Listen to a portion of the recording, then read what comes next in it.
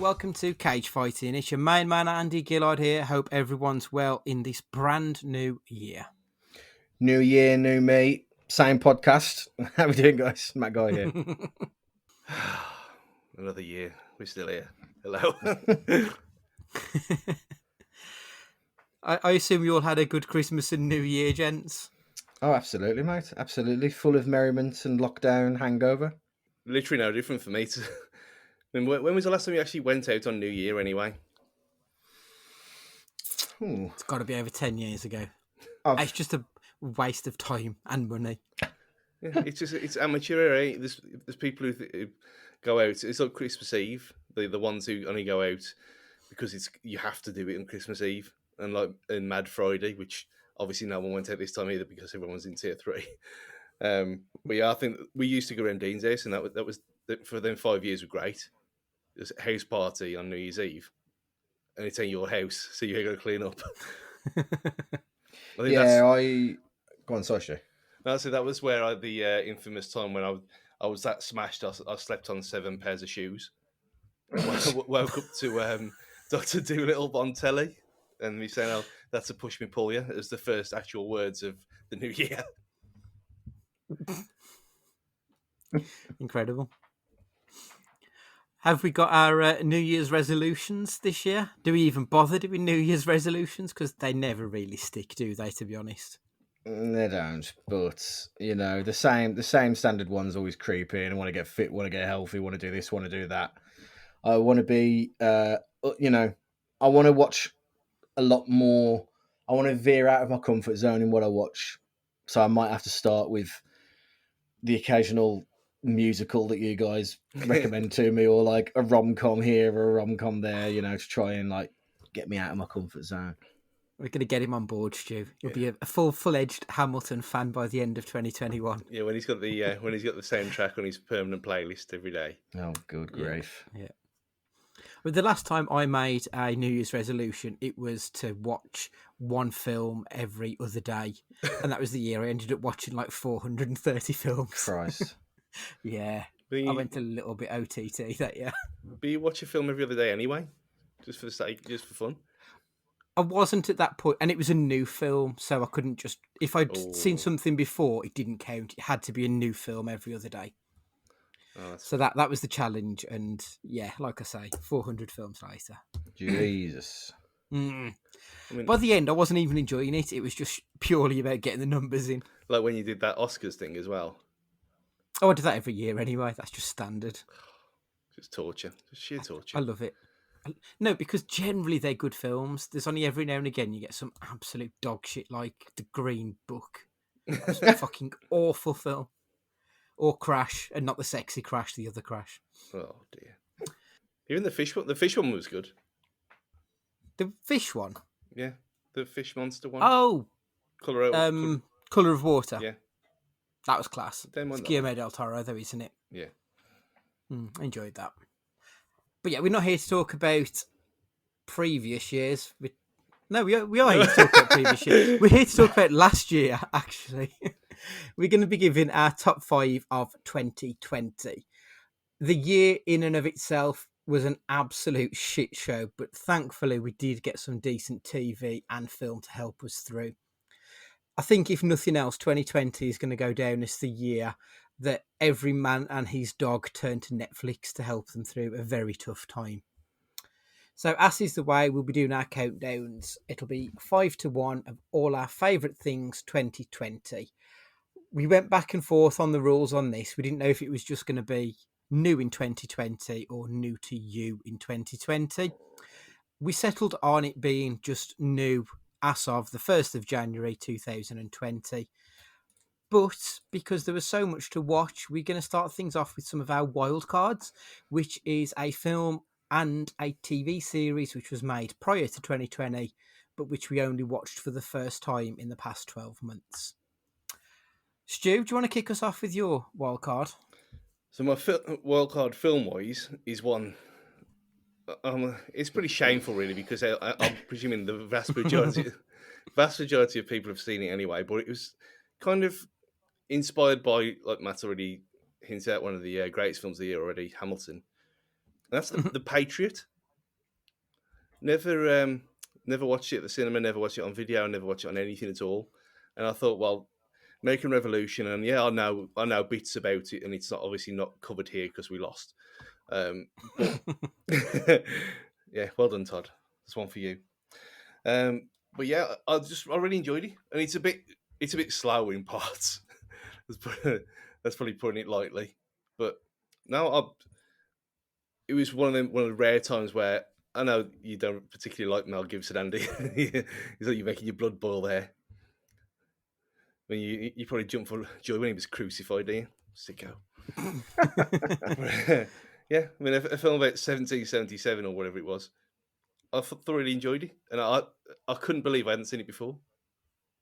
I've not seen it, to be honest. What? I know, shock. I remember when it was out, but it never really grabbed me. Have you seen that one, Matt? No, I haven't. No. Oh, this is amazing. This rarely happens when I've seen something sensible that you haven't. Yeah, it is a rarity. What's your TV series wildcard then, Stu? I'm trying to think because I'll watch a lot of it when it comes out. So I've mentioned it briefly before, but The Haunting of Hill House from last year, from 2019, and again, I only watch it because Raoul Cooley was in the second series, so it's kind of like, yeah, okay, I need to get on board with this, and stunning, absolutely stunning. It genuinely scary as well, which TV shows don't really get that well. I mean, No, I agree. When like give it its weekly mention for Supernatural, and they even promoted that as, was it Scary's the new sexy or something like that when it was on ITV2. Whereas The Haunting of Hill House, and we haven't got to the second one yet, but that one, the first one, absolutely loved it. And again, shamefully should have been on board from the start. Matt, what are your wildcards? So film wise, it was, I'd only watched it on my brother's recommendation. Now my brother isn't a film kind of guy at all, really, but he recommended like a sci-fi horror film called Life. I don't know if you've seen it. With Jake Gyllenhaal's in it. Ryan Reynolds makes a fleeting has a fleeting part in it. It's a kind of a international space station. Oh, yeah. Finds evidence of life, and it escalates there into more of a horror element. Now, I'm a sucker for science fiction horror, and I couldn't believe I hadn't seen this, and I really, really enjoyed it. I thought it was really, really nicely done, but it kind of got panned by the critics. Really, it kind of got high sixes. 67% on Rotten Tomatoes, 54 Metacritic.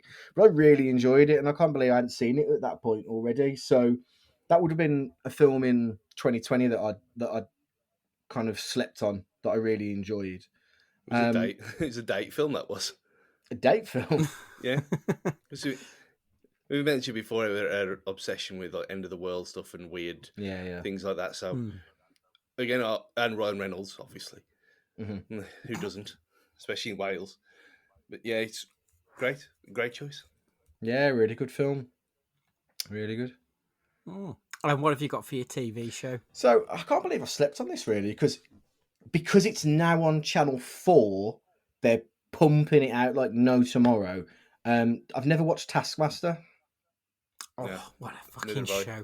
Which actually, now I'm watching it back, it I think when I used to watch, I don't watch a lot of TV really, except this year I have 2020 I have, wink wink, because because basically, like, I'm never in really, like any normal year. I'm never in. I'm always out doing stuff, so I don't watch a lot of TV. I usually like watch it on catch up, because I'm watching so much TV. I've actually sat down and watched this, and it's quite grown up in a funny, silly way. This program, like, it's got really good. It's got really good comedians on it, but it's very silly at the same time. And I think it's passed me by for so many years. I don't know how, because it's really, really funny. It's great, and I know there's a lot of it to watch. I think we're in the 10th series now, going into the 11th season, finished in December, just gone. Yeah, it's really good. But strangely enough, me and Andy were talking about this earlier on, separate from you, about how things that were on Dave just get completely buried, and you never hear of it or see of them unless you're in the Dave ecosystem. And this is why, until he said Taskmaster at the start of the year. What was it? Midway through 2020, whenever it came to Channel 4, and I had the same reaction. I had never seen it before either. Yeah, exactly.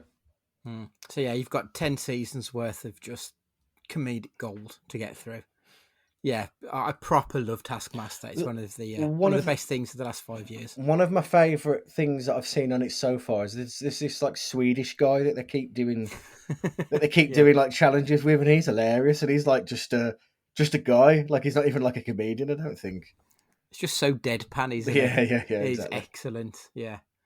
So my wild card, my TV wild card, I've gone with BoJack Horseman. I mean, this could quite easily have gone into my top 5 of 2020 just for season 6, but actually the whole series is it's damn near perfect. I mean, it's a drama about mental health as much as it is a comedy about a horse who acts and has an agent who's also a cat. Like, why not? It's absurdist, but as I say, there's some really deep episodes about mental health in there. So like there's one episode which is set in the Alzheimer's riddled brain of his mother. So she can't remember faces. So every character, their face is scribbled out because she can't make the connection on who they are, except for the ones from way, way back in her past, and she remembers it like it was yesterday.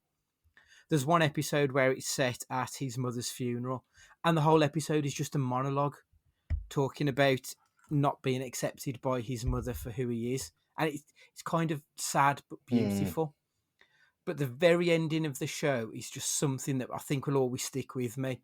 And it's when he says, life's a bitch and then you live.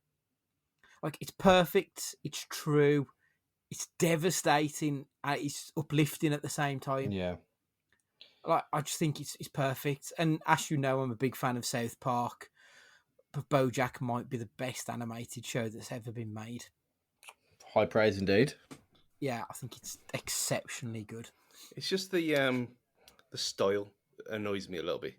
It's a bit like I couldn't get like Rick and Morty as well. It's like it has to be. It's something about like that animation style. I can't really put my finger on it. It's like it's a bit scratchy. If that makes any sense.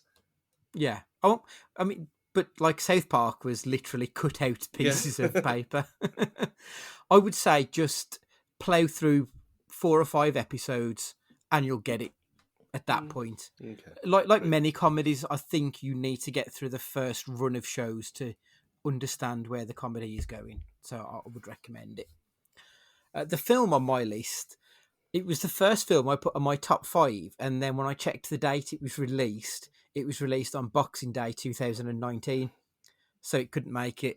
But it's a film I watched on New Year's Day, and that's Little Women, which I know I've mentioned several times, but I'm a big fan of Greta Gerwig's work. I think she's an absolutely excellent director. And she did a film called Lady Bird a few years prior with Saoirse Ronan, who she recasts in this. And also it's got Florence Pugh, who might be the best actor to come out of the UK in the last 5 years. I think she's fucking wonderful.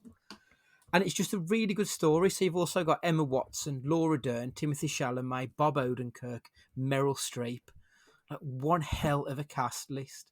It's really funny. It's really sweet. It's moving. It's a little bit tragic. And when you get to watch it for the first time, there won't be a crying baby sat nearby. So you'll be great and you'll enjoy it. So I would say put it on your Christmas list for Christmas 2021. And yeah, I think it's a perfect film for that time of year. So we'll do our top 5s. Obviously, we'll go 5 to 2, honourable mentions, and then we'll tell you what our number 1 is. I shall kick things off, and my number 5 is a little film called Tenet. Yes. And we won't talk about it now because it will be coming up a little bit later on. So, Matt, your number 5, please. My number 5 is 2 specific episodes of a series that came out, which was Dark Side of the Ring. So for those who haven't seen it, it is a look at wrestling and events in wrestling history, but not told with the shackles of WWE's editing behind it, basically. So it's more of what you may consider not accurate necessarily, but a more damning representation of actually what happened in these events. So you've got some of the really big ones in there, like the death of Owen Hart and like murders of Bruiser Brody in like earlier series and stuff like that. Like really big events that happened in wrestling history. But the big one, probably the most controversial thing to happen in wrestling, even more so than the Hulk Hogan racism thing a few years back, was the story of Chris Benoit murdering his wife and child. And it's a two-parter about that. And the show's producers interview Chris Jericho amongst other wrestlers and people in the business, and it's a really troubling and harrowing tale. And I've read into it loads. I was a huge Chris Benoit fan back in the day, and it's really uncomfortable now because you try and separate the sport from the man, and it's really difficult to do so. And the show just did it in such a wonderful way. It's talking about a really terrible event, but it never felt exploitative. It only felt like a retelling of people's experiences and then how it's affected their lives now. Like they have his son on, and he meets back up with the sister of Chris Benoit's murdered wife, and their interaction is really like moving. And what the show does, it never glorifies him either. I didn't feel like it does, other than as a wrestler. Never glorifies him as a man, because he's a murderer. But it also looks a lot at Nancy Benoit, who was woman. Looks at her life, celebrates her just as much as they talk about Chris Benoit, which was really important, because you don't when you think about the Chris Benoit story, I bet 9 times out of 10 people probably doesn't even know the names of the people that were killed, just know that Chris Benoit murdered his family. I just think it was an excellent documentary, and it was. I would urge people, wrestling fans or not, to check it out. Does it go into the brain stuff as well? Yeah, it goes into it. It goes into the theory behind. There's a really stunning, like, not theory, I suppose, but talks about the death of his close friend Eddie Guerrero, and how that had an impact on his life. And there was things that came out on that show that I had no idea, and it shows just the lengths of like what the man was going through. They also talk about like head trauma, and one of like an ex-professional wrestler, I can't remember the guy's name. He Chris Nowinski. Chris Nowinski, thank you. He forms like a concussion, like not activist group, but like an awareness like group, I guess. Yeah, he's a doctor now, isn't he? And he's leading the investigations into CTE. Yeah, so it's a really detailed, non-exploitative, but still entertaining on a subject that's really difficult. I urge everybody to watch it. And what's the name of that again? Dark Side of the Ring. Ultimately, it's an enthralling tale. More than anything, there's that many true crime podcasts out there that I'm sure that if you have an interest in true crime, you would be interested in this story. Yeah, agreed. You don't even have to be a wrestling fan, because there is a narrative there. And you are right; they don't glorify Chris Benoit as a person. Really, it's not about him; it's about the effects his acts had on other people. And as you mentioned, the scene with David Benoit and Nancy's sister, like it's fucking heartbreaking. But the fact that they finally got to see each other after 13 years, has it been? Yeah, 2007? Yeah, it was moving, to say the least. Really excellent. The whole series has been excellent, but those 2 episodes especially, I'm definitely on your side of that. Brilliant TV. Only 16 episodes as well, by the looks of it, 45 minutes each. So yeah, very watchable, very bingeable as well, if that's your bag. Excellent.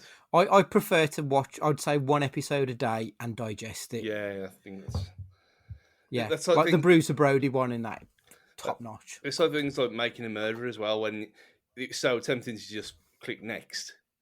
Yeah, because such crazy shit happened all the time, it was best to do it like that and kind of torture yourself. So yeah, that's all on the list now already.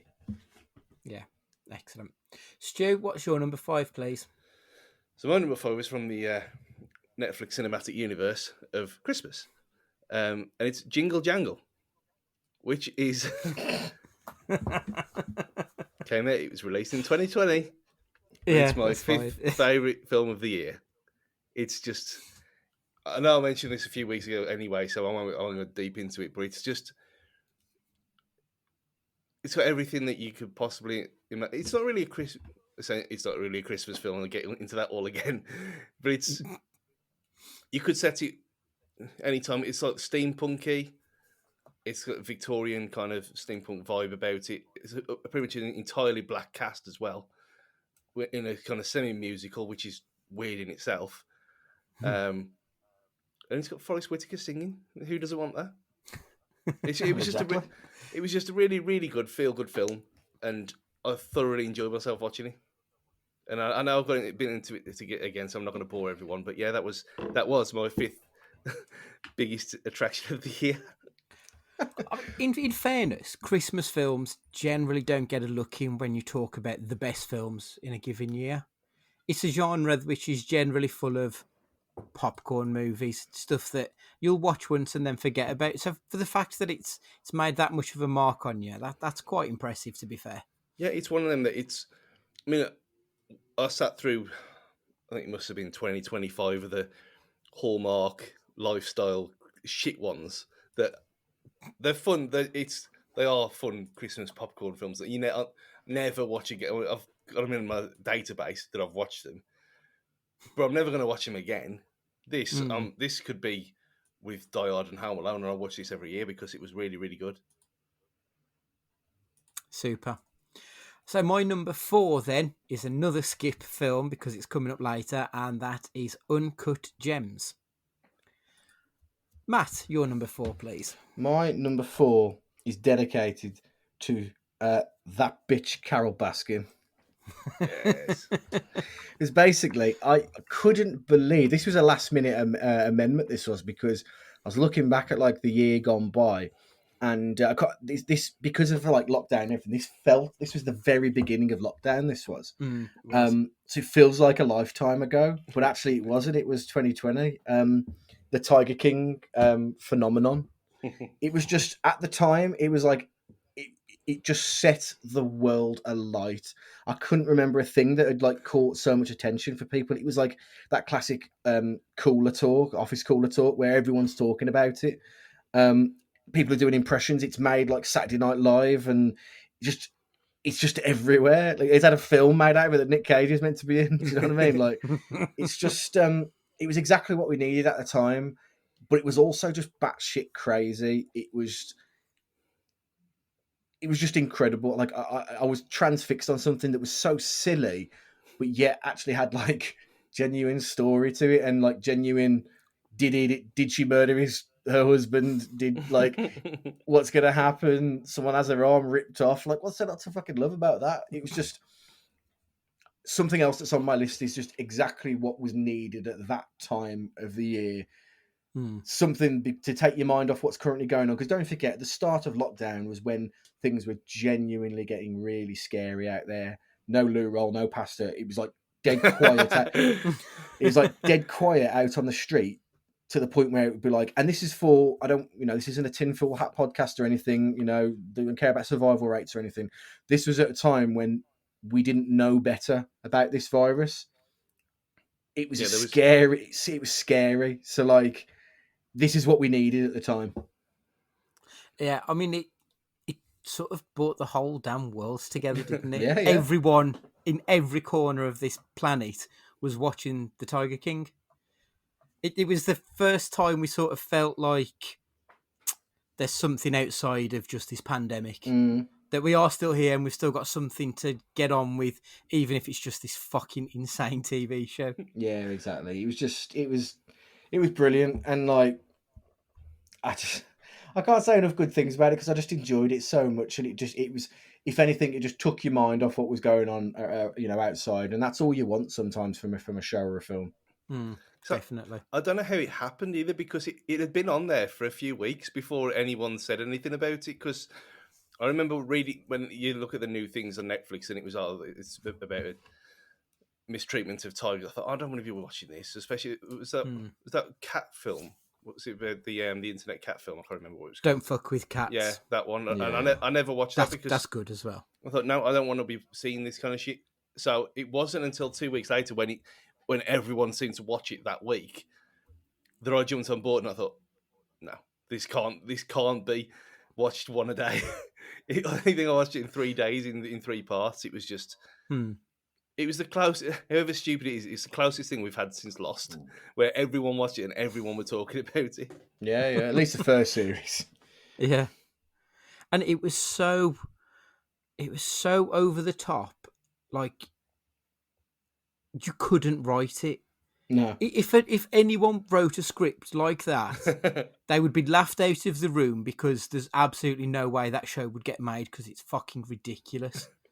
It's that kind of documentary that you'd be watching it with your mouth agape because like this doesn't make any sense. It was crazy.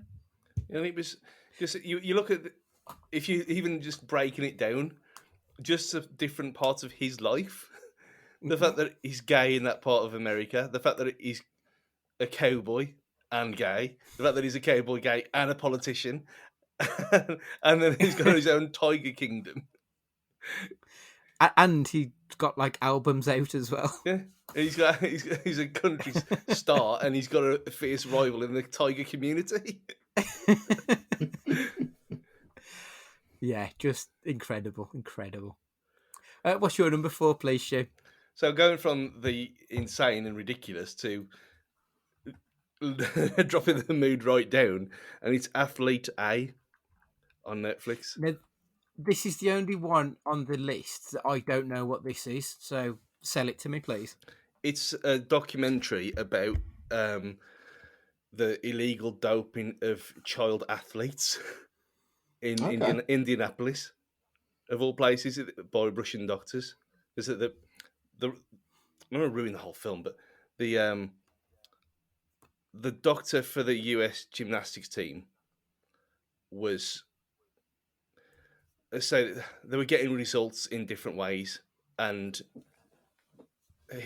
there was kind of hints at doping, but then it went much darker, and they were touching the girls up, and there was all kinds of sick shit going on, and exactly, just so the look on your faces, it's. Hell.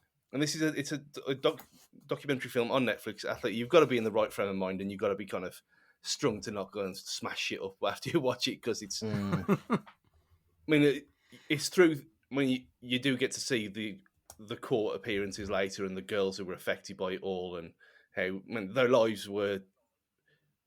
Their parents trusted the doctors, and they trusted all these people, and obviously being a doctor, and there's some things like where.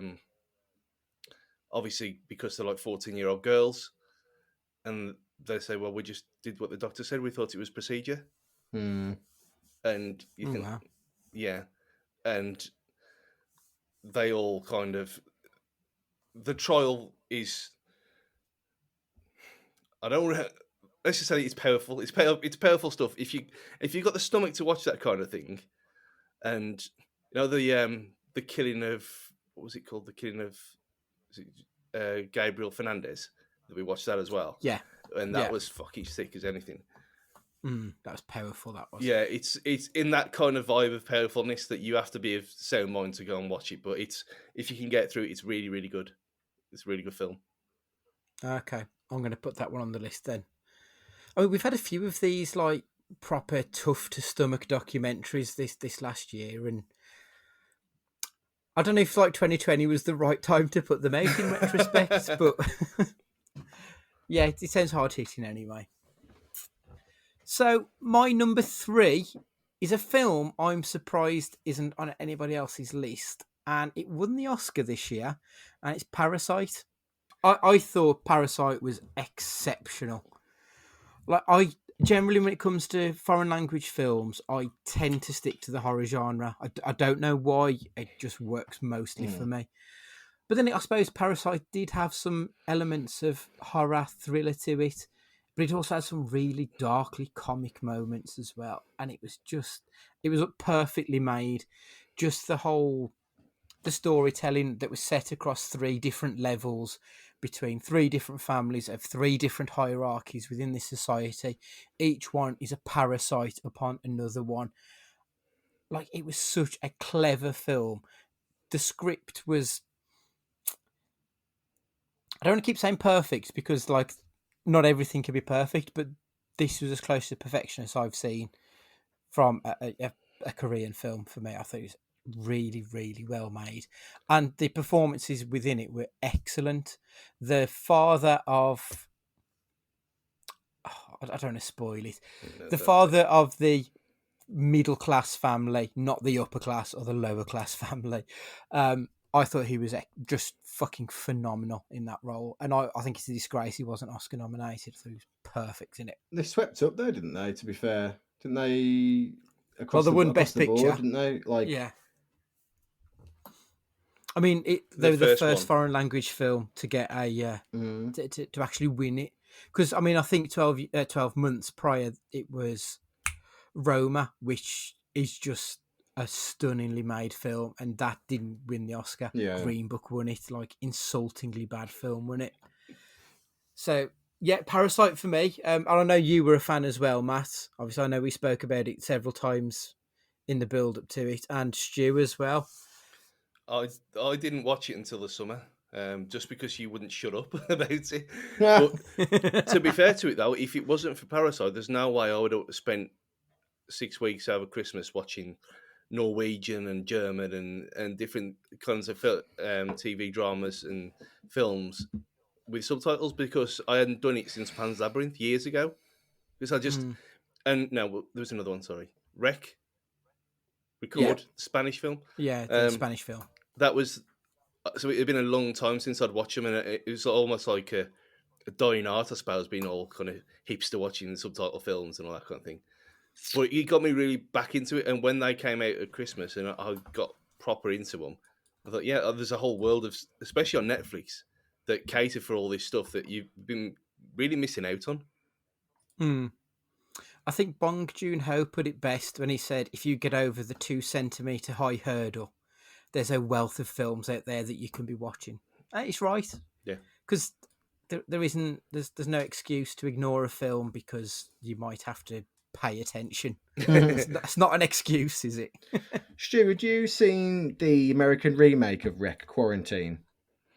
No. Well, I didn't want to. It's decent, to be fair.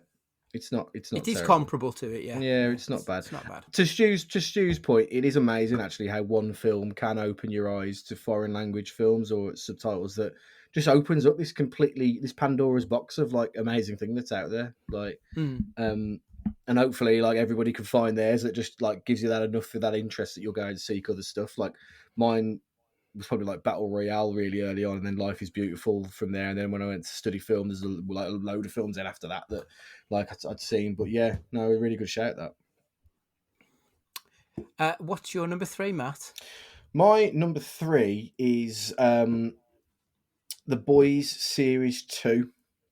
So The Boys for me has a really special place in my heart because the first, I had no idea this show even existed until I went to New York in... Christ, when did I go? Was it before I got married or after? Before, I think. And it was just everywhere on all the billboards. Whole buildings were spray painted with like the graffiti of The Boys. And I didn't know what this show was. I just thought, is there like a new Avengers or something coming out? Like, what the hell's all this about? And then I watched it like immediately when I got home. I was just amazed by it. Then Series 2 came out, that difficult second album, as they call it. And it was just phenomenal. Absolutely phenomenal. It hit the right note in nearly every episode. It took what was really good about the show, these eccentric characters, and built on them, and then slapped a load of meat on the bones of these characters that we already had, made the lovable ones more lovable, they made the hated ones more hated, and they just gave us more to work with these characters when they could have very easily just done a real repeat of what was right in the first place, what made it work in the first place. There's some proper like jaw-dropping moments in it. There's moments of real heart. It's really funny. It flips on your head who you think is morally right and wrong. It was just an excellent series that I think had every opportunity to be its own undoing by the first series being so well, and it could have fell on its arse, but I think it was excellent. Really enjoyed it. Yeah, I echo those sentiments. I mean, fucking adore Aya Cash, who came in as the white supremacist character, Stormfront. She's in a show called You're the Worst, which I implore you to check out. It's a really good sitcom. So when I found out she was coming on to season 2, I was already hyped, but that just pushed me over the edge. I was just fucking really looking forward to it. And as you say, that second series is often do or die for shows, Oh, yeah. especially in the streaming world. How many times do we see series just get that second series, it gets panned, and they never get back for a third, or they never recover from it? And this one just kept it going, and it turned it up a bit. I thought Carl Urban was excellent. Like, he was really good in the first season, but his character was probably the most two-dimensional. It was just that his thing was, I say cunt in a British accent. That was it. Yeah. But in this, you find out more about his family, his life, and yeah, I really enjoyed it. And plus, you had the bitch fight. I thought it was fucking brilliant. Yeah, I absolutely. loved that scene. I thought it was tremendous. Have you seen it, Stu? I can't remember if you're No. you're not onto Boys. You'll enjoy Boys I know. when Well, you get around to it. it's very much there. It's like the other ones, like the Umbrella Academy and stuff like that, where I know that you watched it all straight away, and it's so that, you know, like Heroes, like the fake comic book films and series, like that's not DC or Marvel. It's getting over that hurdle, because however much I loved Heroes, you have things like The Cape with Vinnie Jones that was shit, and obviously this is not going to be that, but it's one of them that it fell by the wayside when Shield was finishing off last year, but there's room for it now, and this year there's things like that, and it looks like we're going to be I'm going to be at home for a significant amount of time again, at least until April. So there's no excuse to power through some of these, and this is definitely top of the list. Yeah. So the original comic book series is written by a guy called Garth Ennis, who is a British comic book writer, and I think you can tell that in the humour that comes out of it. For sure. So yeah, it'll be up your alley when you get around to it. Hang on, is Carl Urban's Australian or New Zealand? He is. Yeah, I'm sure he's Australian. He's definitely from that region, anyway. But yeah. So doing an English accent, they're normally spot on, aren't they? So It's not fantastic, I don't think. It's veers a bit off. ropey, but like it's no Dick Van Dyke. not quite. So it's time for your number 3, Stuart. And that smile on your face says everything. Da da da da da da da da da. Hamilton, superb. It changed the year. I mean, you look at it came at the right time. I mean, look what it did. I mean, the fact that Disney put it out a year early, just on Disney Plus, and being the first time something like this. Well, first time it had been captured, I suppose, wasn't it, at all? Because the only other way to see it beforehand was to watch it live for $1,000 a head. So we would have absolutely no chance about it. And you heard it on podcasts all over the world, and we've seen Hamilton, it's the best thing since sliced bread and all this, and I thought he can't possibly live up to it. I had no idea who Lin-Manuel Miranda was. Never heard the guy before. Obviously, since, and you look at what he's done beforehand and the songs that he's wrote, and you think, oh, that was a silly thing, not knowing who he was. But yeah, he came at the right time, and it's just, I've watched that film more than any other this year, last year. Same. And considering it's only 3 hours long as well, so you got that, and you listen to the soundtrack, which is the film anyway. So you're probably looking at about 20 times hearing that audio in an entire year, which is just mental. It just got under my skin. I recommended it to everyone I could possibly think of, even people I knew that wouldn't like musicals. And obviously Matt's bearing down now, and he's going to embrace it properly. But there was, I've got people who hate musicals, and they gave it a chance because I was so enthusiastic about it, and I loved it that much. It's funny because when I was in New York, I had the chance to see Hamilton for like half price tickets as well, and turned it down. So I didn't know nothing about it. This was like way before like it came out or anything like that. It's one of these, like in like for Broadway, you can go to like a little booth that ticket sellers sell unsold tickets for like half price, but you've got to queue up for like an hour or at least more. And the choices are there. Like you go in with what you want to see. If they can get you in, great. If not, they'll offer you other stuff. And I wanted to go see King Kong and got King Kong, but like was offered Hamilton. And I'd like to see it now after all the hoopla and see it in its like in its purest form, I guess. But I will watch it. Yeah, that was my promise to you. At some point, I will watch it and come back to you. If we do, maybe do an uncaged episode on it. Yeah, I mean, we've spoke about it several times on the podcast, so don't want to beat a dead horse with it. But yeah, it's fantastic. Like all the performances are great. The Lafayette rap, I've tried to do the Lafayette rap, and it is fucking impossible. So David Diggs is incredible doing that. Really, really good. I should say I didn't really know a lot about Lin-Manuel Miranda prior to Hamilton. I knew that he wrote this show that I wanted to see, and then he started popping up in like Brooklyn Nine-Nine, and I think he wrote some of the songs for Moana as well. Yeah. So he started doing these other little things, and it looks like he's going to have this great career. And he's currently starring in last year, he was in the His Dark Material series, and it's been brilliant. So, yeah, I definitely want to see more Lin-Manuel Miranda. He seems a really good dude. Yeah, and I was just going to say that he doesn't seem like a cunt, does he? No, this is awesome. Someone who's that amount of success in such a short space of time, you could almost forgive, but you could kind of expect it to get to the head and go off the rails a little bit. I mean, obviously, in 2020, they really have the chance to, but no, he seems every interview you see with him, he's always doing everything for everyone, and he's always up for anything. So yeah, I mean, one of the good guys. Yeah. So when Brooklyn Nine-Nine originally got cancelled by Fox, him, Mark Hamill, Sean Astin, and someone else, can't remember, they all rallied around and tried to get all eyes on Brooklyn Nine-Nine, and then obviously NBC picked it up. So he has since been in Brooklyn Nine-Nine off the back of it because he played a big part in making sure that it didn't go away. So yeah, I'll be eternally grateful to him for that, if nothing else, to be perfectly honest. So my number 2, and this is a film that was a late entry into my top 5. It's a film called Saint Francis. Now, it's not one that's got particularly widely released or anything, and I've not mentioned it to either of you pair because I knew that it was going to go into my top 5 as soon as I saw it in preparation for today.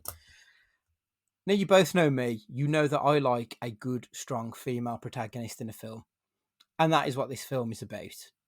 So it's a comedy drama film about a woman who is she's letting life pass her by somewhat. She ends up in this relationship that's sort of going nowhere. They get pregnant, but she aborts the baby. And at the same time as this is going on, she's dealing with a lesbian couple of whom she's the nanny of their youngest daughter, of their adopted oldest daughter. And this lesbian couple then have another baby. And it's all about the trials and tribulations of these 4 women. So that the 2 lesbians, the main character and the young daughter. And it's just this really sweet little indie that is just so heartwarming. It doesn't take any big leaps or anything, but it's just kind of beautiful watching people rally around and help each other to stop being dicks and help each other out of their mess. I properly enjoyed this film. It's going to go into heavy rotation now because, like I say, I like strong female protagonists and I like indie films, and it just ticks all my boxes. St. Francis, check it out. Loved it. So, Matt, your number 2, please. The Great British Motherfucking Bake Off. For all the reasons that I said about Tiger King, this was exactly what was needed at the time. So at this point in the year, everyone's sick of lockdown now. It's been going on ages and ages and ages. There's no hope in sight, no clarity about Christmas. Everyone's worried what they're going to do around Christmas and, the end of the furlough scheme at the time. People were worried about jobs. This is exactly what was required at the time. and actually gave some form of normality to a week, believe it or not, because like the week's just passing by like so quickly. Like it's the weekend, bang, it's midday again. And it was like, it's okay. On a Tuesday night, we're going to sit down and we're going to watch Bake Off. And I put everything into this show this year. Like, I really did. Like, every emotion was heightened through watching it. Like, it was really emotional at times for some of the contestants, and not really contestants, but for the bakers on it. I was really, really like heavily involved in wanting Peter to win it. And when he did, I cheered as if like Wolves had scored the 92nd minute winner. Like I texted you, Andy, about it loads, and like it was just, it's so sweet and innocent, and void of any substance in terms of like it doesn't challenge you at all in any way. But it was just a bringer upper. It was warm, and it was just everything that he needed. Matt Lucas was sensational in it, and I was really worried he was going to bring the show down a bit. Not because I don't think he's an excellent comedian, but the roles I've enjoyed him in, Shooting Stars aside, which is excellent, and he's great in. Little Britain now, watching it back, pretty terrible. Like watching it now, I think it's not, and I'd worried he was going to bring that element to him, but no, actually he didn't. He really complements Noel Fielding really well, and I just think the whole show was just everything that was needed at that time, and it got. I'm not saying it got me through lockdown, but it was just a real treat every week, and that's all I can ask for in anything. Something that just gives me genuine joy, and that's what it did this show this year. And you had a situation as well because of no pubs and nobody going out anywhere. You had people who'd never in a million years watching it and enjoying it the same amount. Exactly. I ain't saying they were going out buying waistcoats to look like Ronan, but there were there were people like my uncle was talking about Bake Off. What are you doing? Why are you talking about this? You've never watched Bake Off in your life. You don't even know what it is. And it was on, and I thought, oh, people were talking about it on but yeah, because everyone was talking about it. It was, and because it was on free to air TV as well. So you have to have a subscription. You have to go and find it. You knew where it was, 8:00, Channel 4, on a Tuesday night for airing 10, 15 minutes or whatever it was. It's funny because up and down the land there would have been the same conversation happening in the same so industry stayed open during lockdown, obviously, but like pubs and stuff. So there'll be the same blokes going into the same factories, having the same conversations up and down the country, going, "No, honestly, it's good." That's what they'll be saying. Like, "Oh, it's not bad. Honestly, it's not shit. Honestly." There'll be those same conversations everywhere. We'll be having, and it was just brilliant, and it was. I just can't wait for the next one because we'll be in this situation all through 2021, I imagine. Yeah, I mean, so much of what we watch is cynical about the world, and like the Great British Bake Off is anything but. Like, it's just earnest, and I think that is a real underrated quality in a TV show, just being earnest. And yeah, like you say, it added structure to the week, so you knew where you were going to be on a Tuesday night. It was Bake Off night. Yeah, exactly. And again, it was what we needed when we needed it. It was the hero we needed. And then the fact that in some ridiculous, weird reason, it's got an international following as well.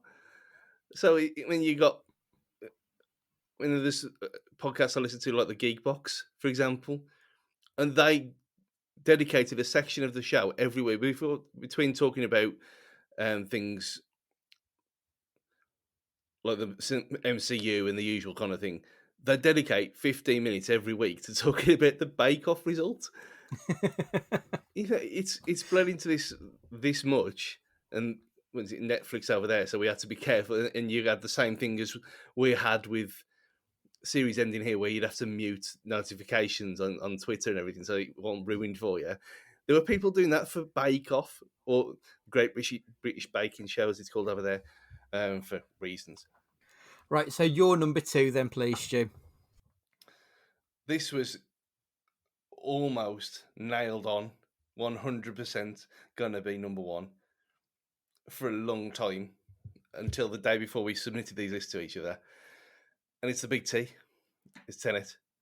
Yeah, I personally thought, like, I was certain this was going to be your number one. It's. Well, I was going to say then, but before ruining the show, that Matt could have just gone and had a piss then, rather than beforehand. Because I mean, me and Mark and my brother have been looking forward to this for a long time and being big Nolan fans and everything. Obviously, apart from me only seeing The Prestige last year, which was just mental. But look forward to it. I tried not to get overly hyped about it, and again, I'd avoided all spoilers and trailers and everything possible. So I went in thinking, well, it's Nolan, it's going to be timey-wimey, and it exceeded everything I expected. Some of the story's a bit bollocks, obviously, but some of the set pieces in it, Matt, can't help but be blown away by how it was done. Like all the backward stuff. It was just superb to watch, and I have seen it once again since then, and I loved it even much, if not more, because obviously with foresight you know what's coming, but it's just you can't even explain it, can you? Because it's so mental. You can't explain how. As you say to someone, "Oh yeah, this is about." I think you try and think of something, and then yeah, I mean, it's basically converging storylines, isn't it? Yeah, that they converges storylines in time and space at the same time, at the same space, and it's just insane. And if you're an Nolan fan, I know it's still because it was on Blu-ray and DVD and digital just before Christmas, and so the conversation started on Twitter again, and it's got to be his most polarizing film of all time because there's people who absolutely despise it, and I can understand it because it is weird, and it's weird for weird sake in parts, and you have the usual Nolan tropes with Michael Caine and stuff like that, but I just absolutely loved it. Yeah, I think, like you say, there is some absolute weirdness to it, and it's a film that you can go as deep or as light into as you possibly want. Personally, I think the lighter touch is better because if you look too deep into it, as is the problem with all.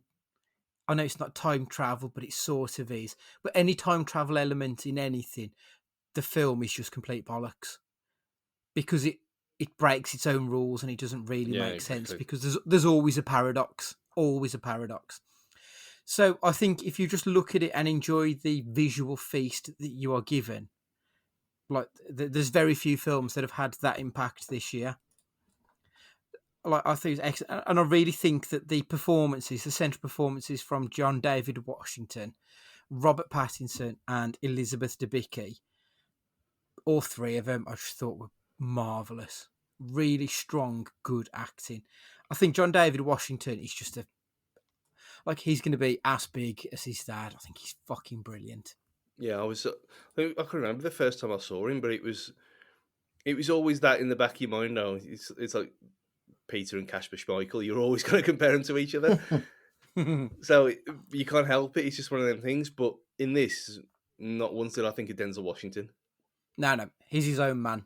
He's a proper good actor. There's very few days where I don't think of Denzel Washington, to be fair. So that was it was an achievement in itself, but it was also one of the very few films, maybe, well, only the third or fourth film that I watched all of 2020 in the actual cinema itself because of the situation we were in. And we watched it in 4D, we watched it in as big a screen as we possibly could as well. But that didn't matter because when I watched it again on a slightly smaller screen, it was still as amazing as ever. So, I mean, for me, it's going to be up there in my top 10 list for a long, long time.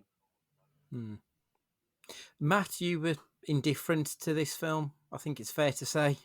Yeah, I didn't see it as the second coming of Christ as maybe you two did at the time. And I did see this very, very close to seeing the 10th anniversary of Inception, which to me,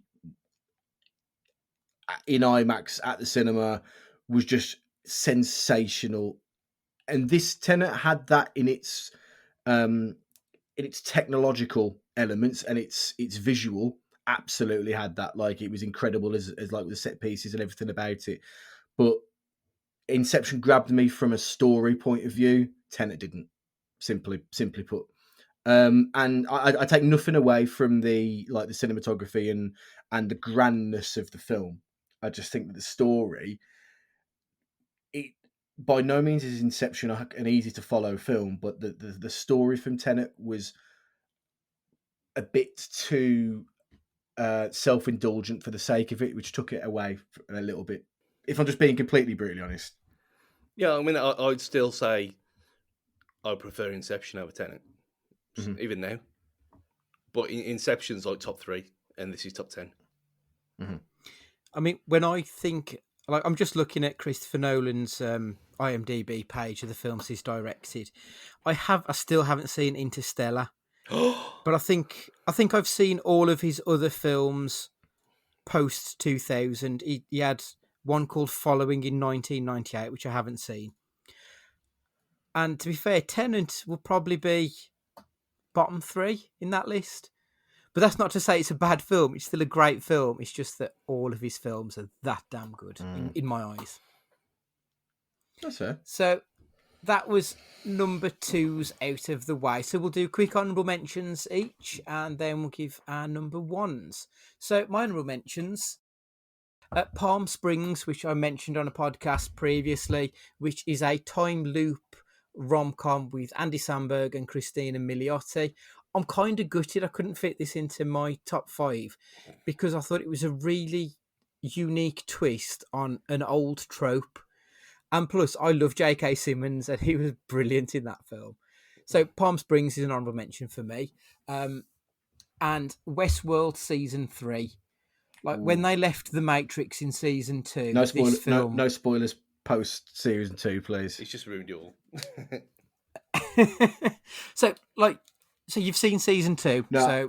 well, I haven't. I've seen about halfway through it. But carry on. Just be Right. subjective in what you're saying. Okay, let me think.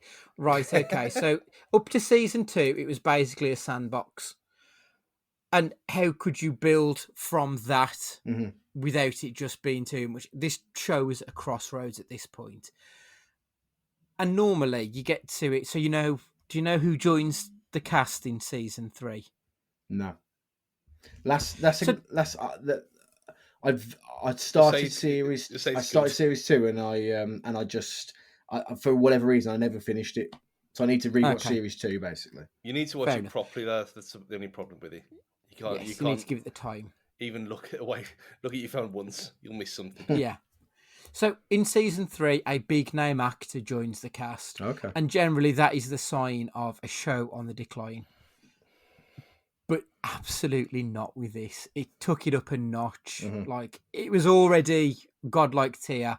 It's godlike tier +1 now because it was just brilliant without going further. My other honourable mention, I'm hoping Stu is going to mention, so I'll put a pin in that to find out if he says it. So your honourable mentions, please, Matt. So one film that I really wanted to be excellent, no hint there, but wasn't quite as fantastic as I wanted it to be, even though like I'd give it extra points purely for nostalgia, would have been Bill and Ted Face the Music. I really enjoyed it. Pardon me, but I enjoyed it for all the wrong reasons. Really, I enjoyed it because it was Bill and Ted, not because it was a great film. I just enjoyed everything about like that world. The female leads in it actually were the highlights of the film. They were excellent, and it was just enough nostalgia that it made it fun, but it wasn't so much nostalgia that it made it cringy. It was a good serviceable film that gave me a smile without it, tarnishing the legacy of the two that come before it, which it so easily could have done.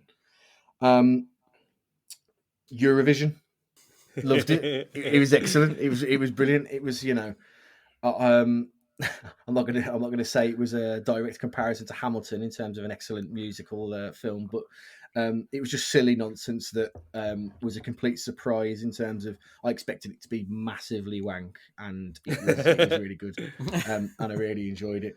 And bar when you can't stop singing, yeah, Ding dong. Ding dong. Yeah, exactly. And my other honourable mention, it might have made the list if not for a really shambolic ending. Personally, would have been Hunters on Amazon Prime. Which This is why I didn't was watch it, because I heard about this ending. I won't spoil it, but it was great up until the end, and then it had a can see it coming a mile away ending.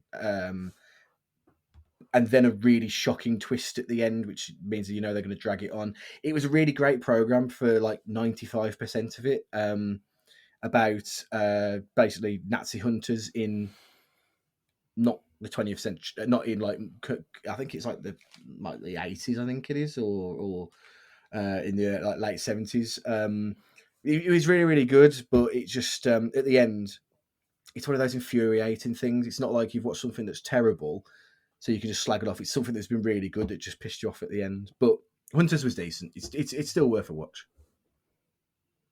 Okay. Was that the one with Pacino? Yeah, it was. Yeah. Okay. I vaguely remember it being advertised, but never got round to it. Stu, what are your honourable mentions, please?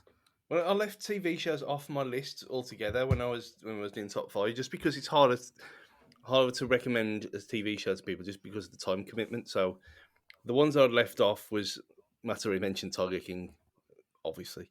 And again, we've mentioned all these over the podcast over the last 6-7 months anyway, but Lovecraft Country, nice 10-episode arc, hour each, very Lovecraftian, very monsters. But again, it's got a lot of heart and a lot of underlying themes of racism in the 50s in that part of the deep south of America as well. There's a lot of layers there if you want something that seems very geeky, but under the surface there's a lot to scratch there. Obviously, the other one, Mandalorian. Again, no spoilers whatsoever for both seasons. Just go and watch it. Don't need to say a thing. The other one, the other TV show was The Last Dance, which I can't believe no one's mentioned. I know, yeah. That was excellent, to be fair. It's literally only because my list is films, but yeah, it was. So I even said, because I mentioned it to my dad as well, and he's got no interest in anything apart from football whatsoever. No, it doesn't matter. It doesn't matter what sport it is. So you could put this story into anything. It's incredibly well made with the footage that they had, and amazing how they had that footage in the first place and in that quality. And they managed to make it. That was one where I was thankful that they released it as they did, in 3-episode chunks, because I would have just watched it all in one day and not slept. It was just so enticing. But the two films that did miss out, obviously Eurovision was, until my number one came along, Eurovision was my 5th. So it would have got a mention, because why not?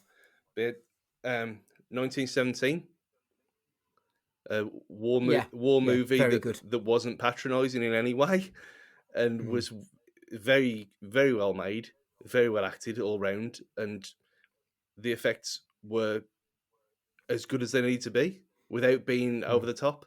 Yeah, I mean, I've said several times on the podcast, I don't really like war films, but that was very, very good. Really well made movie that was.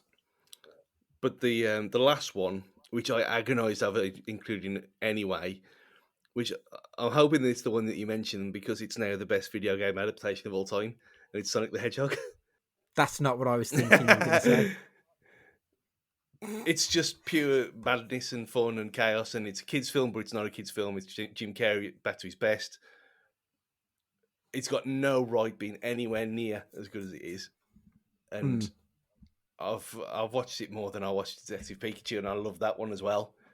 But it's one of them, you can watch it in any setting. You can watch it if you just want something on in the background, you can put it on. If you want something to get pissed to, you can put it on. Or if you just want to watch a throwback film that could have been released at the same time as The Mask, you can put it on. So if that wasn't the film, then what was it? It wasn't a film, it was a TV show. I was certain you were going to say Ted Lasso. Oh, shit, yeah. I completely forgot about it. Like, I mean, we were obsessed with it. Yeah, I'm a huge fan of Scrubs. and the showrunner on this was Bill Lawrence, who was the creator of Scrubs, and it's very much my kind of humour. Like, what started out as a stupid advertisement for Americans to watch the Premier League, it had no right to be anywhere near as good as it was, and I think a large part of that is down to Bill Lawrence being the showrunner and helping with the scripting side of things. And I don't want to single out many performances because they were all brilliant, but I would say, if you're on the fence about Ted Lasso, watch the scene where Nick Mohammed is giving the halftime team talk at the Everton game. Yeah. Like Brett Goldstein's reactions to him being insulted. Oh, it's excellent. If you watch that and you don't like it, you probably won't like Ted Lasso. If you watch it and think, yeah, this has got something, then yeah, play into it. Because this is one that I didn't think would. I mean, obviously, when we saw it, the trailer makes it look absolute wank. Yeah. And I thought, Doesn't do it justice. Oh, Jesus. Let's get. I thought, it's Apple TV, the only Apple TV mention of this whole podcast, which says something. I mean, when you got C, which wasn't bad, to be fair to it, but again, not on this level. And again, I watched it and I text you, I said, it's actually all right.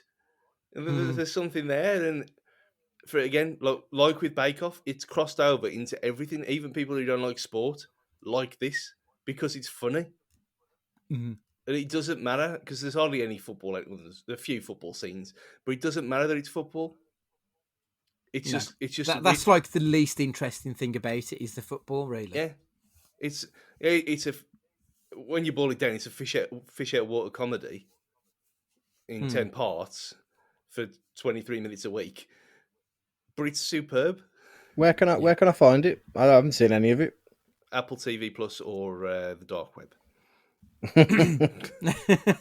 Wink, wink, nudge, nudge. There's ways and means. So our number ones. A quick recap. 5 for me was Tenet. 4 was Uncut Gems. 3 was Parasite. 2 was St. Francis.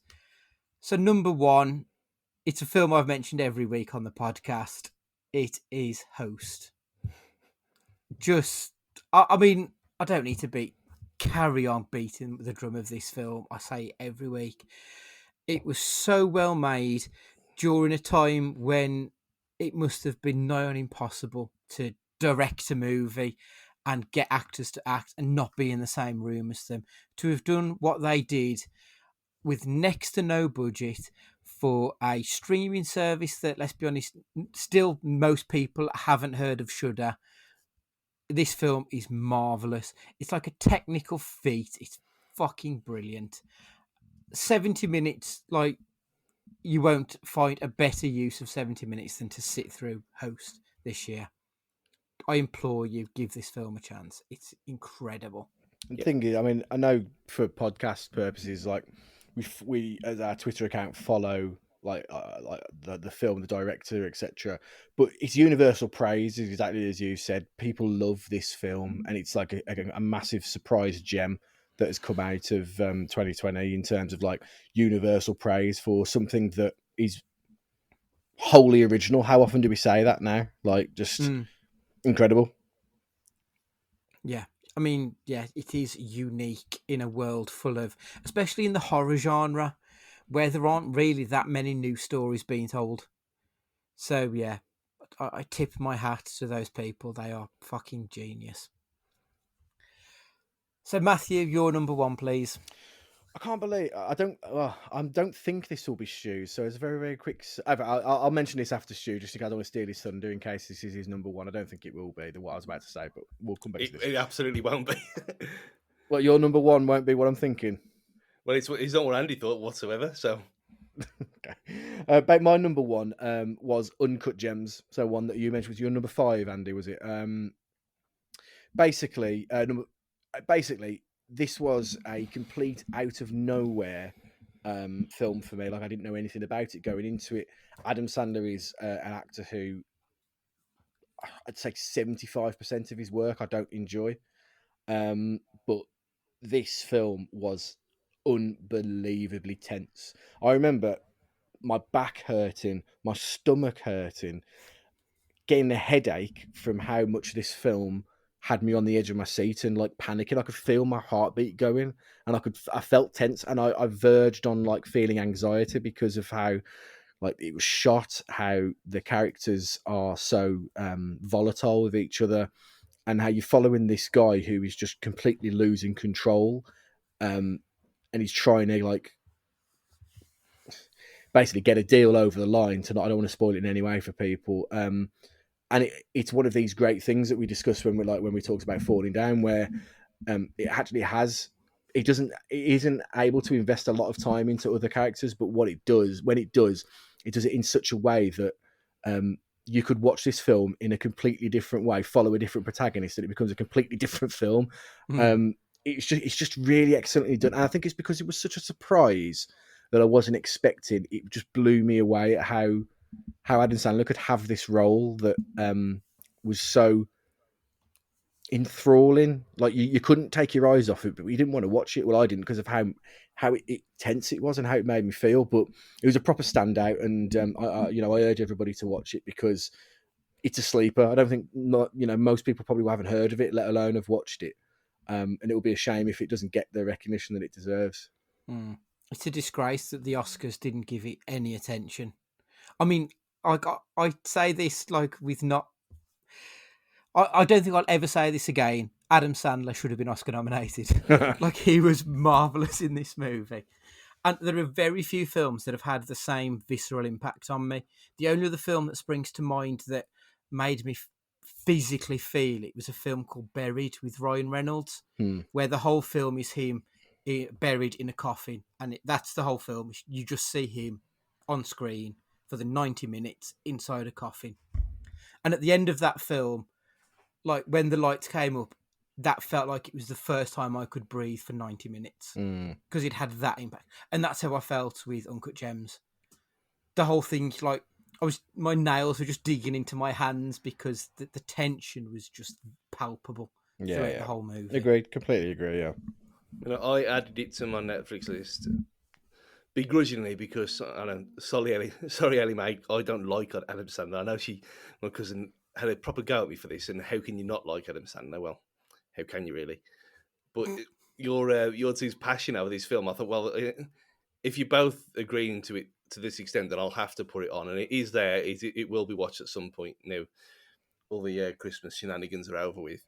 But yeah, this happens sometimes where, and I think it's kind of linked to mine in a minute as well, where you get a mainly comedic actor pulling off an incredible dramatic performance, and that's what that sounds like. Yeah, Uncut Gems is that will be his standout film. Like, if he does nothing else for the rest of his career, and let's be honest, he probably won't. He'll just fart out more shit like he's been doing on Netflix over the past couple of years. So that'll be his magnum opus, I believe. So your number one, please, Stuart. So just read the cast list to Matt and see if you can guess. Sacha Baron Cohen.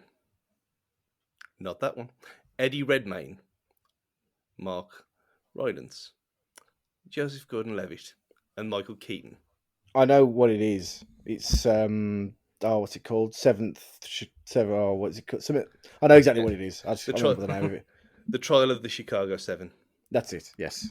I mean, I'd heard of this. I can't remember how I heard of this, but it was one of them where it had been on the list for a long time. And when Andy said, "Oh, we need the top 5," and I thought, well, that had been so hyped up, and it was one of them I'd looked forward to for so long. I thought I need to get it on because I expected it to be good. So I thought, well, it'd be unfair of me to not watch it just because it's Christmas, and I won't turn my tree on for this one. I'll watch it properly in the dark. And I turned it on, and I was absolutely blown away by it. And I think after about half an hour, I thought, well, this is my favourite film of the year. Absolutely hands down. No doubt about it. It's just performances across the board, excellent.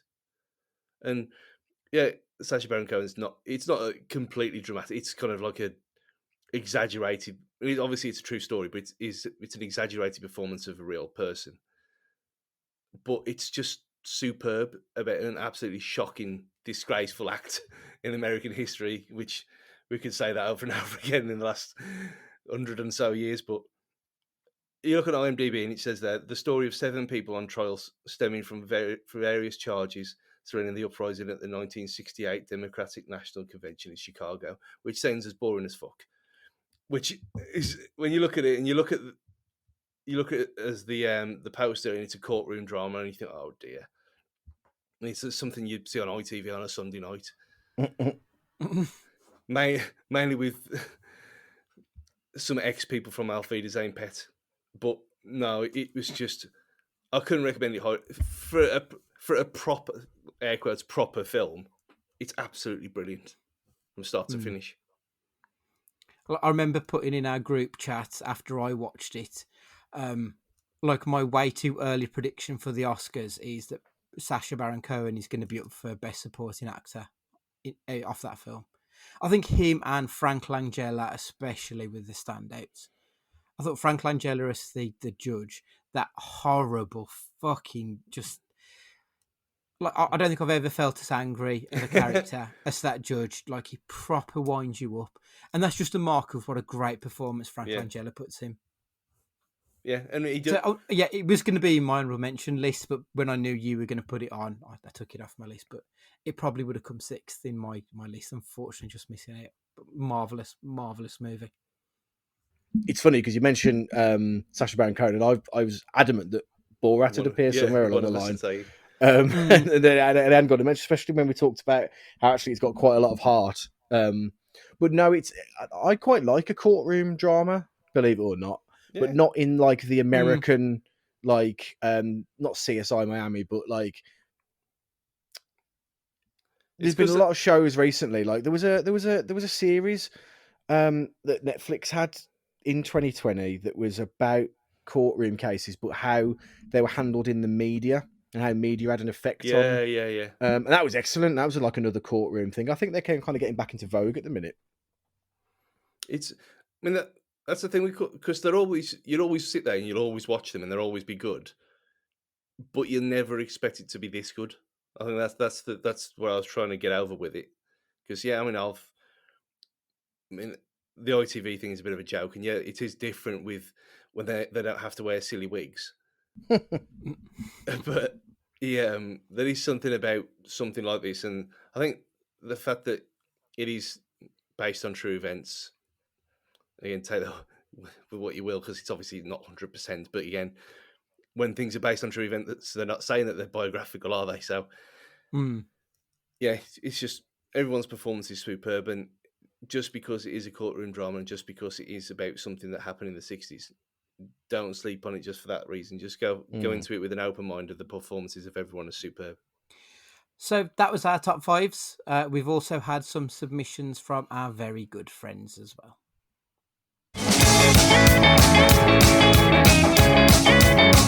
Hi there, I'm Ash, long-time listener. This is the first time I've been on the series.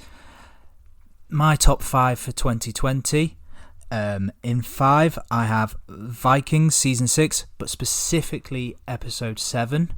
This inclusion at number 5 isn't for the entire series, but for this episode, as the episode itself was the culmination of the arc of potentially one of the strongest female characters I've seen in television and film.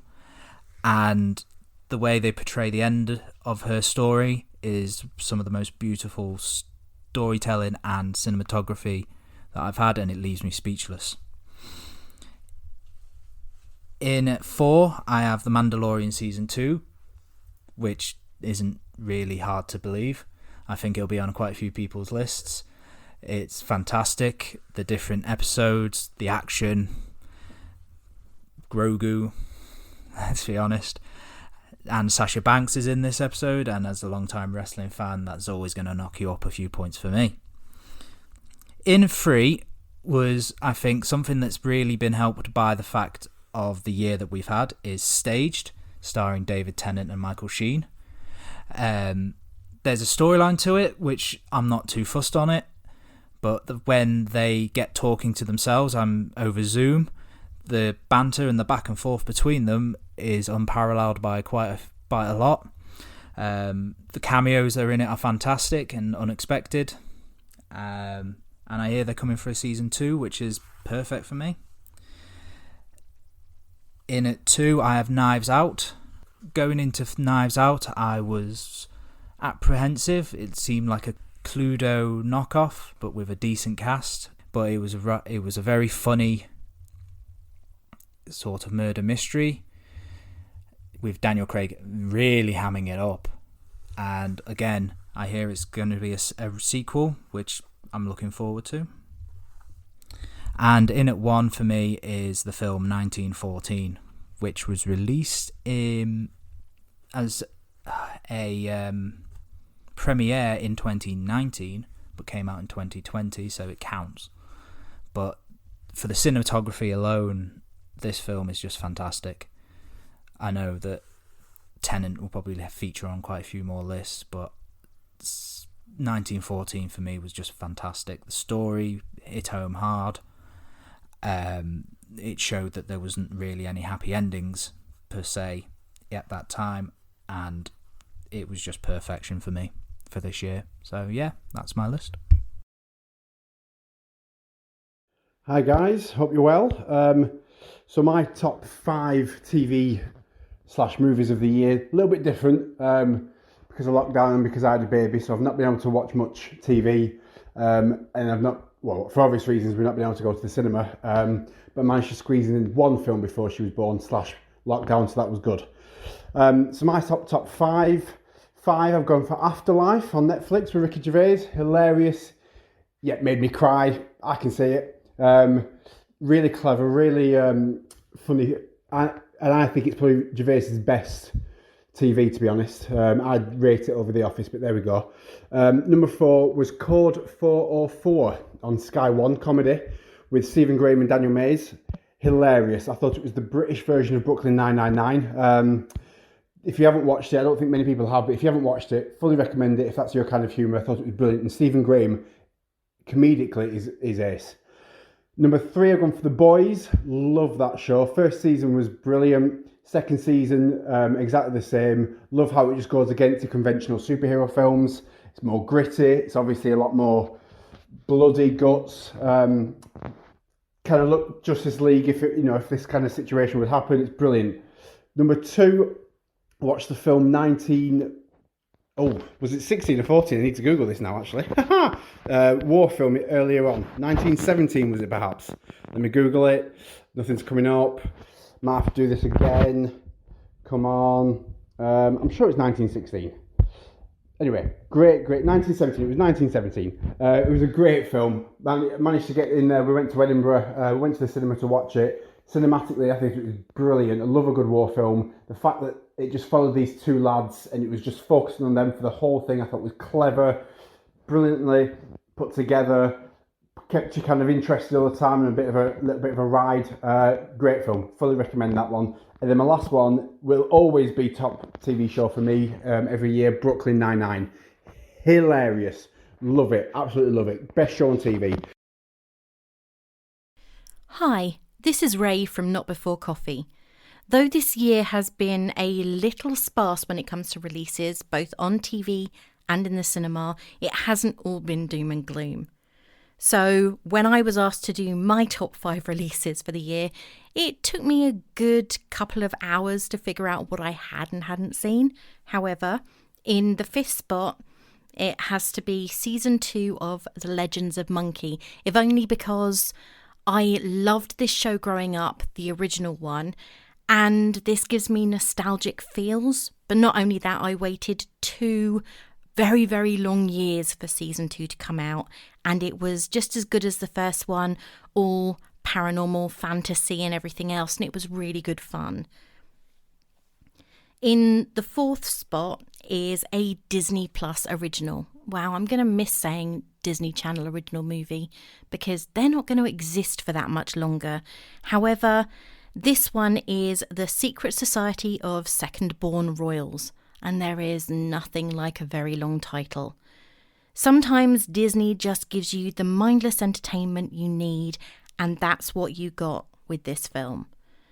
3rd place had to go to Psych 2, Lassie Come Home. I have been a really avid fan and follower of Psych for absolutely ages. In fact, a friend of mine gifted me with season 1 when I went to the States when it first started airing. And though this film wasn't quite as good as Psych the movie, it was a welcome visit from both Sean and Gus, and I really enjoyed it. I debated first and second place for absolutely ages. I kept on writing down the pluses and minuses, and then I realised I had watched one of them several times and the other one only once. So it's for that reason that Lucifer Season 5 Part 1 is in second place. That might change when Part 2 is released, but they haven't yet given us a date. What are they waiting for? Seriously, it's getting very frustrating because it ended on a massive cliffhanger. And all of this means that Pixar's 2020 release, Onward, was my first pick. It made me laugh and cry, not quite in equal measure, unfortunately, and in the cinema, no less. It was the perfect medicine for this year. Hello, it's me, David Evans, back again from A Daft Question. I'm here with my top 5 TV shows and films for 2020. A little cheap plug just before we start. A Daft Question, we try and answer questions you never thought you needed answering. Go on your usual podcast platforms, type in A Daft Question, and you'll find us there. We've just done Series 1. Series 2 is coming in 2021. My top 5 of 2020. And in at number 5 is High Score. Now, this is a Netflix documentary series which looks at behind-the-scenes history of how some of our favourite computer games in our childhood came to be and how they were made and the battles perhaps they had to go through in order to be made. It's an absolutely fascinating series on the history of some of these games. Some of the episodes looks at the creation of Sonic the Hedgehog and how that broke into the market. One of the great things about the series as well is that some of the cutscenes where the people they're interviewing are explaining what happened, they create these lovely 8-bit, 16-bit graphics which tie in, almost modified slightly to tie into the story, and it's really nice to see how they layer that into what is a kind of a computer game documentary. Number 4, it's Extraction, and this is a film with Chris Hemsworth, who plays a for-hire kind of vigilante rescuer, as it were, who is hired by a drug lord in India to go rescue his son, who's been captured by a rival drug lord. A fantastic film. The cinematography is great. Some of the things I like about it, firstly, it's done by the Russo brothers, who I'm a big fan of from the Marvel films and also Community. One of the things that I thought was striking about it, and they did really well, which I read about afterwards, was a lot of the local casting was done in India, and also you got a sense when you were watching it, none of the kind of the cultural or social aspects of what they were doing and filming in India was Hollywoodized at all. It just felt very real.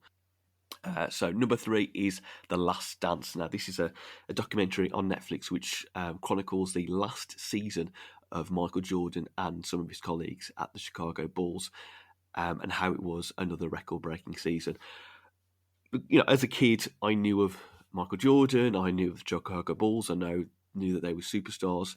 Obviously, I knew of Space Jam, but I don't think I really ever appreciated not only what a superstar Jordan and the Bulls were, but what they achieved not only in basketball and in the NBA, but in world sport.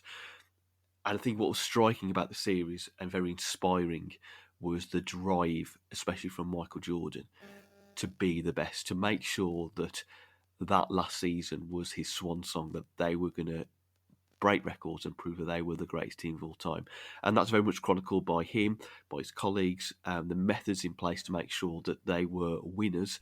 And there's a great kind of cutbacks to how he got into basketball, how he became part of the Chicago Bulls, and how that winning mentality started to flood into the Chicago Bulls. It's an absolutely terrific and fascinating series. Right, number 2 and number 1.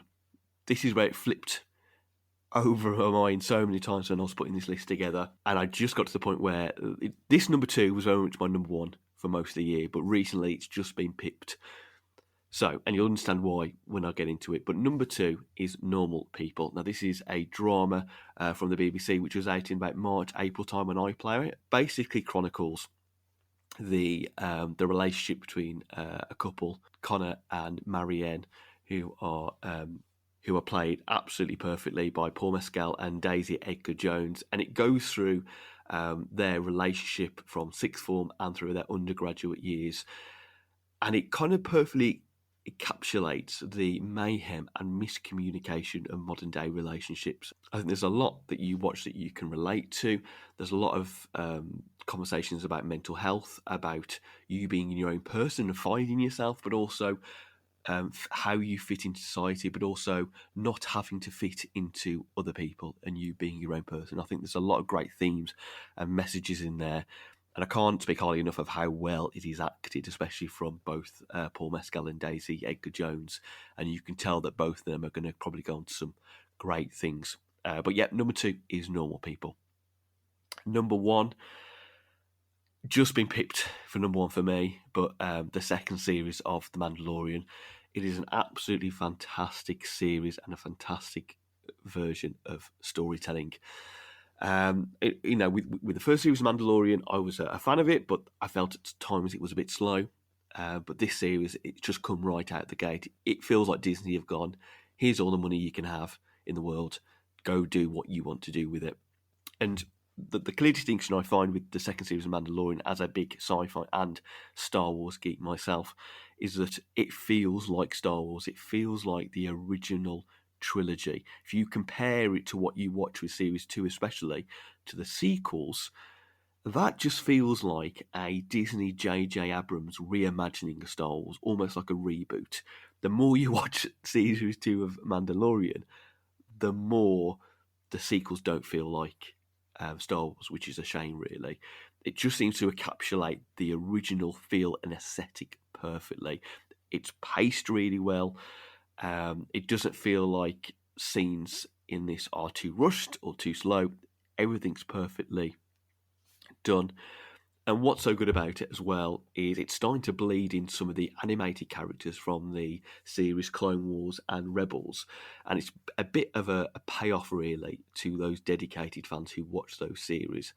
And it's starting to really reward those fans for their loyalty to Star Wars. And I think a lot of credit has to go to both Jon Favreau and Dave Filoni, especially on Dave Filoni, who made those animated series. And you just watch it and you just think, after every episode, next week's can't get better than that. And somehow the next week's episode, it's just so perfectly paced. The storytelling is fantastic. The way they integrate elements from the first series, which you hadn't realised at the time they were starting a little storyline there or dropping something that would then be paid off or continued in this series, is absolutely fantastic. And although there's still some of 2020 left and there's still some episodes left, I'm sure the series is going to finish as strongly as it has started.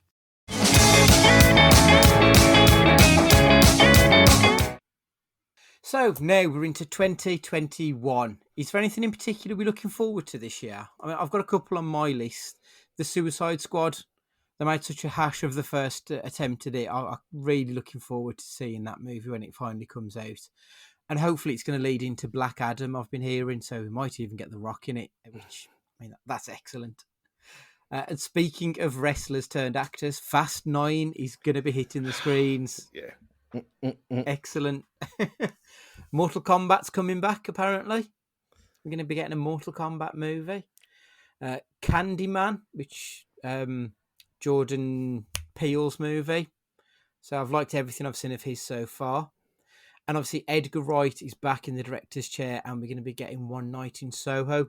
So I'm really looking forward to a few of these movies. I'm sure they'll be in our top fives come this time in 2022. Is there anything in particular that has caught either of you, gents' eyes? Well, with your guys' stellar for our first bonus pod, looking at the Disney slate, you guys did such a good job of kind of hyping up what was going on in the Disney world. I can't wait to get like balls deep into like all of the stuff that's going on there, because a lot of that stuff is stuff that I wouldn't usually give time to. Like I enjoy the comic book world and I enjoy Star Wars, but I don't enjoy it to the level that you two do. But the way that you guys describe it, and like, I've got no choice but to, because it sounds really exciting. So I'm looking forward to getting into that world a little bit more, and I'll probably Disney Plus will probably get a few quid out of me in 2021. Yeah, I mean, one of the films I remember us mentioning, Raya and the Last Dragon, I didn't really know anything about it, but now I've heard a few bits, and actually I'm quite looking forward to that one. I think there's going to be some surprise sleeper hits out there, hopefully. Yeah. Stu, what have you got your eye on? We have to set the record straight for not mentioning Willow a few weeks ago.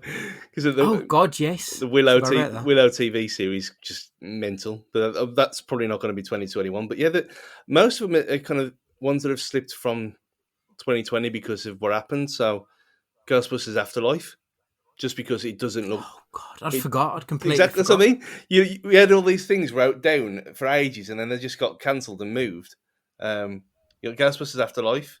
You got the Dune remake as well, which again doesn't look shit. Amazingly, it's Big Dave Bautista. Yeah. A Quiet Place 2.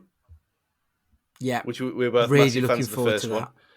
Yeah, anything for Emily Blunt. Mr. Trick should have been called A Quieter Place, but there we go. Yeah, of course it should. I'd Die Harder. And apart from Bond, that could be 2022, who knows? But strangely, the Uncharted movie, just because for everything you hear about it, well, up until this point, and the photos that we've seen of Tom Holland, it looks like it could be fun, and not UA Bowl fun, an actual proper film. So, yeah, there's a lot of things that have been delayed from this year that's just pushed along. So, I think if we do get cinemas back this year, or we have a kind of alternative to just nicking them off the internet, then as long as we can watch it properly, then it could be, for film-wise, it could be the best year ever. Yeah, a absolutely. bold statement. I'm really looking forward to it. Like I say, we've got films that have been pushed back, and we've got films that would have been slated for 2021 anyway. So, we're going to double up this year. We might have to do a top 10 when we get to it next year, just to fit it all in. Right. So, after the absolute shit show that has been 2020, we're going to start off 2021 by trying to have a bit of a laugh, and we're going to look at some comedy cage capers. First up, we're going to be watching Raising Arizona and Trapped in Paradise. Now, I've got to be honest, I've never even heard of Trapped in Paradise before, so when we watch that will be for the first time ever. Raising Arizona, I haven't seen for about 20 years, so I'm kind of intrigued how that one's going to have aged. I'm looking forward to that one especially, I think. Yeah, exactly the same situation. Identical. Yeah, pretty much echo that, to be fair. I think I've seen it once a long time ago, and I haven't seen it since. I couldn't tell you anything about it, but should be good. Should be good to kick the year off with a bit of comedy. Yeah, I think after 2020 we need something light-hearted to get our feet back under the table and get going. So please make sure that you follow us on the Twitter and get your emails into cagefightingpod@gmail.com. Make sure you've got us subscribed on whatever podcatcher you're using. And whilst you're there, please leave a 5-star review, as it would really help us grow this year. And that's what we really want to do. So for the first time in 2021, Matthew, would you like to say goodbye? Take it easy, guys. Look after yourself. Stay safe. Stuart, would you like to say goodbye? Sayonara. And it's goodbye from me, and let's start this year off right, and please be excellent to each other.